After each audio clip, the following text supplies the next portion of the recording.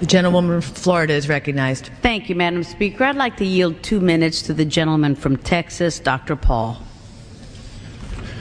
The gentleman is recognized for 2 minutes. Gentlelady for yielding, and I ask unanimous consent to revise and extend my remarks. Without objection.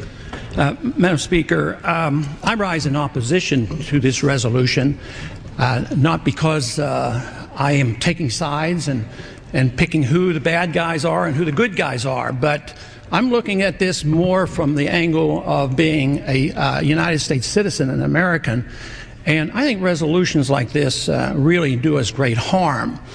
In many ways, what's happening in the Middle East, and in particular with Gaza right now, we have some moral responsibility for both sides in a way, because we provide help and funding for both Arab nations and Israel.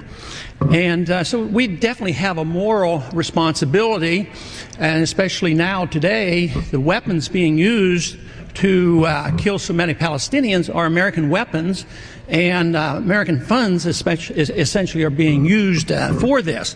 But there's a political liability which I think is something that we fail to look at, because too often there's so much blowback from our intervention in areas that we shouldn't be involved in.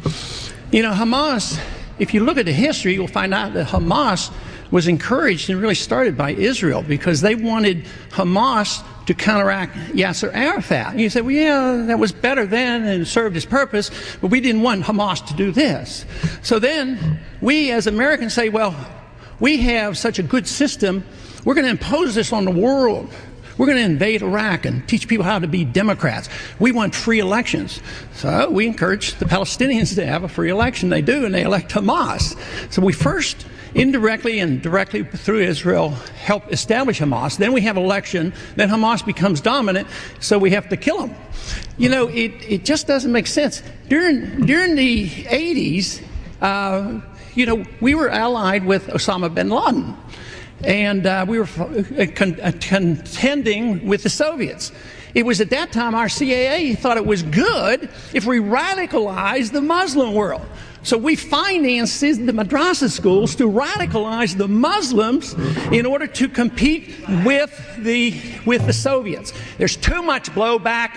There's a lot of reasons why we should oppose this resolution. It is not in the interest of the United States. It's not in the interest of Israel either.